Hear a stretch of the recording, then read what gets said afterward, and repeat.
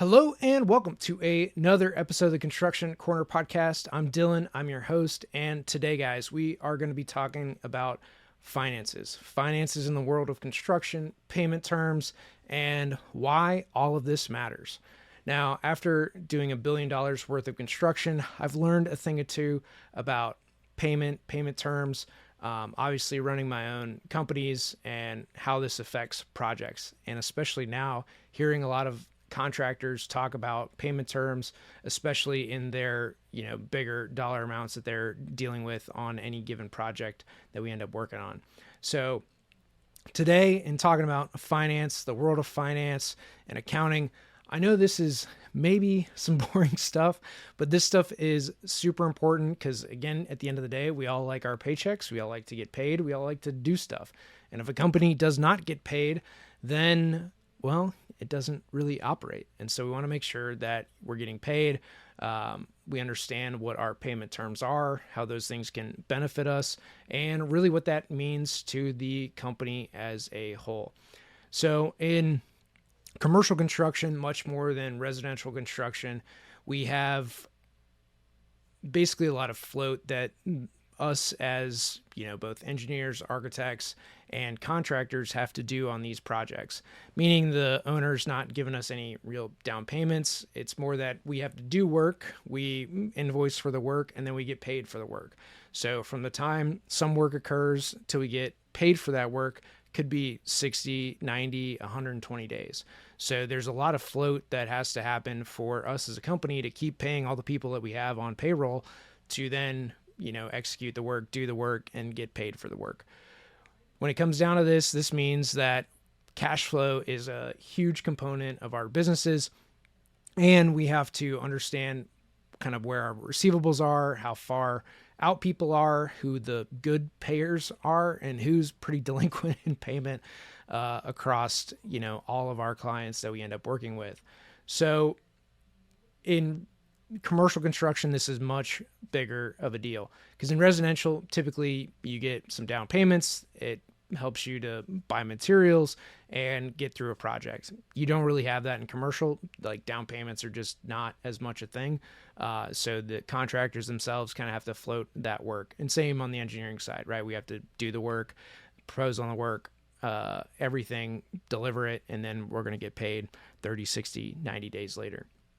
So what I'm going to say here today is something that can change with a single project, right? From projects to projects, you can make totally different choices. From month to month, you can make totally different choices, and your cash flow and positions might be totally different month after month for just various reasons, right? So this whole cash flow piece and this finance thing that we're going to talk about today is something that really does make or break your company and changes far too often.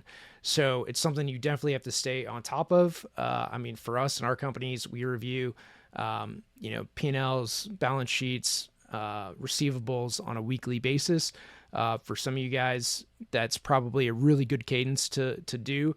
Monthly is probably too far out to do it. And then daily, you probably don't have enough granular information to do on a daily, but a weekly is a pretty good cadence for, your P&L, your balance sheet, your receivables.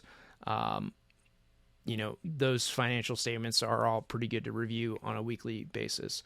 So again, all this can change on a single project. A single project in construction can either make you or break you. So with that, we want to make sure that we understand, kind of how this whole finance piece fits together and what it means for you and your firm.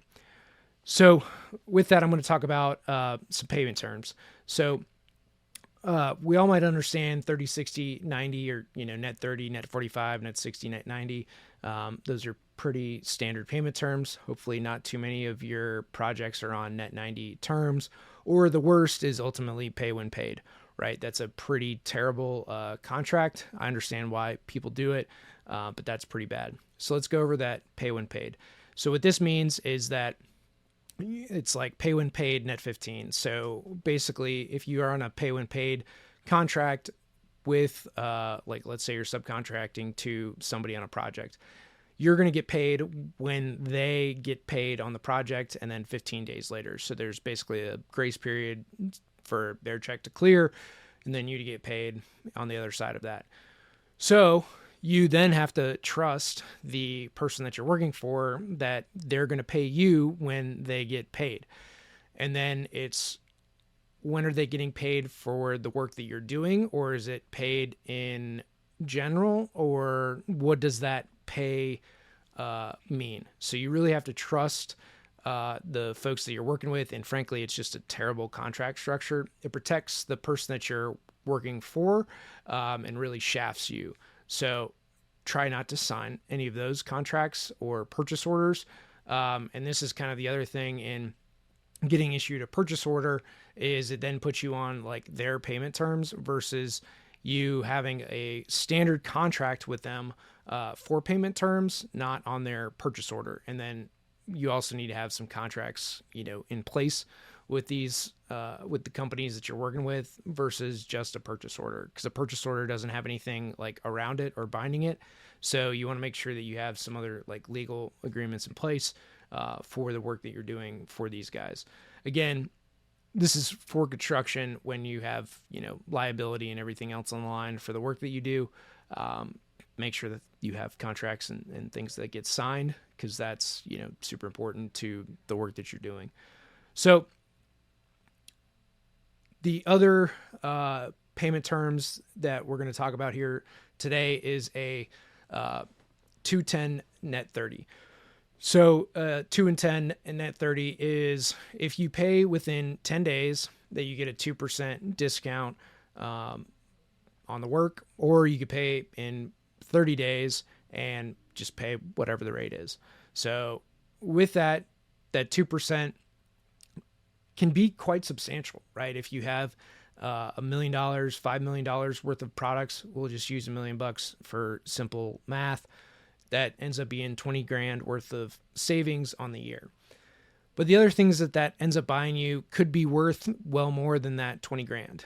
Because when you pay quickly, and especially for companies that understand or like are tied in with the financing piece of it. So this is, again, when you're dealing with smaller companies, guys that you're working with also are dealing with finance and payments, that because you pay quickly, you're just seeing in such a better light with those guys versus them having to come and track you down for invoices and payments and everything else, right? When somebody has to track you down for money, they're not going to like doing business with you because they have to continually annoy you to like pay your bills.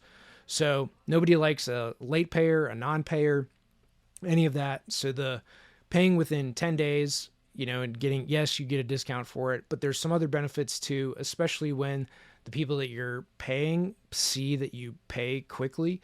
It really puts you in a good light, puts you in some preferential treatment, and gives you opportunities down the road for those guys to kind of cover you if you ever get into a bind, right? Whether it's giving you preferential treatment on products, shipping to you faster, really going out of your way to help you. So that quick payment can buy you a lot of goodwill. This is, again, on a case-by-case basis and who you're dealing with. Do they see finances? What do they understand of, that side of the business?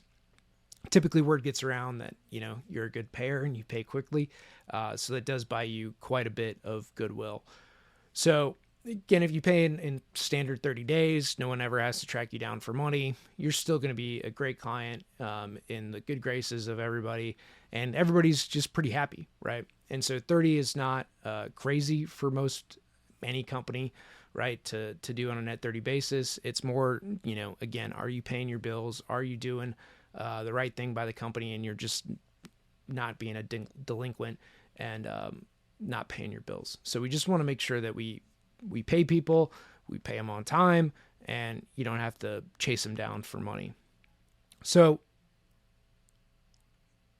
when we get down the line for any of this, right, when you're like a perpetual poor payer for any projects, it's the things that'll start happening is you're going to get worse pricing, right? They're going to charge you more because they're also probably not going to be able to come after you for the because you probably also don't have the contracts in place to do it, but for basically a finance charge in not paying for, 60, 90 days and the carry cost that contract holds. So then for any future stuff, because if you're a perpetual 90-day payer, it's going to be like, okay, well, for all future projects, we're going to charge you more for those projects because we know you're not going to pay for 90 or 100 days for it. So we're going to charge you more. We're going to put you at the bottom of the list to get served. We're not going to help you, which in construction might mean that your projects get delayed. Things aren't going to go through. You're not going to get the help you need, which also might mean that you might start losing projects. Owners might start being mad at you for the projects you do. And then because of that, you're going to, again, lose projects, not get paid by the owners quickly. The owner might withhold payment. So then you're going to be a worse payer down the line for everybody else again. And this really just cascades into basically you going out of business over a long enough time period, right? This is a multi-year problem that you're going to find yourself in of knowing, wanting to help you, but working your way out of it only comes through speeding up payments to everybody, not just clearing your backlog, but for all future projects to quickly pay people, get ahead of it. That's really what this ends up looking like, to reverse the damage that you've done and then doing things above and beyond to get back in the good graces of everybody that you're working with, so that you overcome the bad image that you've created for yourself and not paying your bills, being late to pay your bills. So you got to do a lot of work to overcome that. And it's just kind of how that goes. So try not to find yourself in that position, right? Pay your bills on time. But if you do, understand that that's kind of what it's going to take to get back, is you're going to have to not only catch up to everything, but then pay quickly on everything moving forward, which again is going to mean that a lot of your profit's just going to sink back into these projects, and you're going to have to really look at your cash flow. But all of this, again, is on a project by project basis, on a month by month basis. And then really just watching your cost as to how you allocate funds, what your payment terms are, when you need to pay people, and being able to go from there. So understand finances, your cash flow, and honestly, the best thing that you could do is start to look at your balance sheet, P&Ls, receivables on a weekly basis. That's going to give you the best picture of your business, what your finances look like, and how to handle those on a go-forward basis. So pretty simple stuff, guys. Work with your accountant on getting you those. I get them just as a link to an Excel sheet, open them up in email. Pretty standard stuff, right? Instead of having to dive through QuickBooks and figure out all the forms and how to see everything, right? The accountants who understand QuickBooks send that to me, and it's pretty easy to go and look at, and do that every Monday morning and see where we're at. Pretty easy to stay on top of finances when you do it that way. So you can see how things can get out of control pretty quickly, but also here's how you stay in front of them, and just looking at monthly reports or weekly reports for, like I said, balance sheet, P&L, and receivables. So with that, guys, that is this episode of the Construction Corner podcast. Until next time.